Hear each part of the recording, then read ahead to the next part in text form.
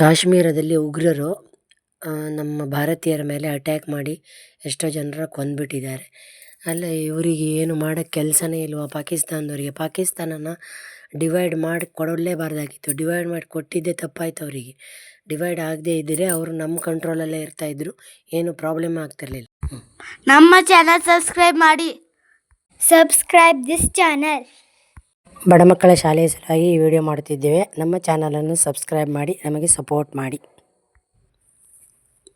ಆಮೇಲೆ ಇಲ್ಲಿ ನಮ್ಮ ಭಾರತದ ಸ್ವಲ್ಪ ಜನ ಅವರಿಗೆ ಆ ಉಗ್ರವಾದಿಗಳಿಗೆ ಹೆಲ್ಪ್ ಮಾಡ್ತಾರೆ.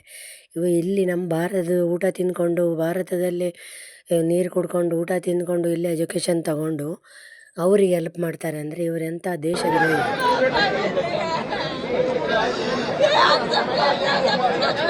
ಸೃಷ್ಟಿ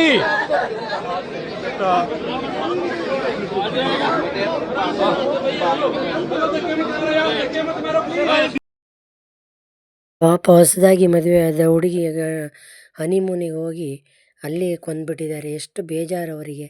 ಪಾಪ ಈ ಥರ ಎಲ್ಲ ಮಾಡಿದರೆ ಹೇಗೆ? ಈ ಉಗ್ರರಿಗೆ ಒಂದು ನಿಯತ್ತು ಅನ್ನೋದೇ ಇಲ್ಲ ಅಂತ ಅವರ ಚಿಕ್ಕ ಚಿಕ್ಕ ಮಕ್ಕಳ ಅಪ್ಪಂದಿರು ಕೊಂದಿದ್ದಾರೆ, ಮದುವೆ ಆದವ್ರನ್ನ ಕೊಂದಿದ್ದಾರೆ. ಇದು ಯಾಕೆ ಬೇಕು ಇವರಿಗೆ ಇದೆಲ್ಲ? ಪಾಕಿಸ್ತಾನದಲ್ಲಿ ಬಡತನ, ಊಟಕ್ಕಿಲ್ಲ ಅಂತಾರೆ. ಈ ಥರ ಉಗ್ರ ಕೆಲಸ ಮಾಡೋಕ್ಕೆ ಅಲ್ಲಿ ಎಲ್ಲ ಇರುತ್ತೆ ಇವ್ರ ಹತ್ರ. ಅದಲ್ಲದೆ ಗೌರ್ಮೆಂಟ್ ಪ್ರೈಮ್ ಮಿನಿಸ್ಟ್ರ್ ಏನು ಮಾಡ್ತಾನಂತ ಗೊತ್ತಿಲ್ಲ. ಉಗ್ರರನ್ನೆಲ್ಲ ಮಟ್ಟ ಹಾಕ್ಬೇಕು. ಅದು ಬಿಟ್ಬಿಟ್ಟು ಕಾಶ್ಮೀರ ಬೇಕು ಅಂದರೆ ಅದು ಕಾಶ್ಮೀರ ಅಲ್ಲ, ಪಾಕಿಸ್ತಾನನೇ ನಮ್ಮದಾಗಿತ್ತು. ನಮ್ಮ ಭೂಮಿಯನ್ನು ಅವರು ಹಾಳಾಗೋಗಲಿ ಅಂತ ಆವಾಗಿನ ಕಾಲದಲ್ಲಿ ನೆಹರು ಅವರು, ಗಾಂಧಿಯವರು ಕೊಟ್ಬಿಟ್ಟಿದ್ದಾರೆ. ಈ ಥರ ಗಲಾಟೆ ಮಾಡ್ತಾರಂತ ಕೊಟ್ಟಿರ್ತಾರೆ ಅವರಿಗೆ. ಕೊಟ್ಟ ಮೇಲೆ ಬಾಯಿ ಮುಚ್ಕೊಂಡು ಏನೋ ಇದು ಜೀವನ ಮಾಡೋದು ಬಿಟ್ಬಿಟ್ಟು ಅವ್ರ ಮೇಲೆ ಬಾಂಬ್ ಹಾಕೋದು. ನಮ್ಮ ಭಾರತ ಅಷ್ಟೇ ಅಲ್ಲ, ಎಲ್ಲರ ಮೇಲೂ ಪ್ರಾಬ್ಲಮ್ಮೇ ಈ ಪಾಕಿಸ್ತಾನದವರು. ಪಾಕಿಸ್ತಾನದ ಆ್ಯಕ್ಚುಲಿ ಪ್ರಧಾನಮಂತ್ರಿಗಳೆಲ್ಲ ಸೇರಿ ಉಗ್ರರನ್ನು ಸಡೆದೇ ಬಡಿಬೇಕು.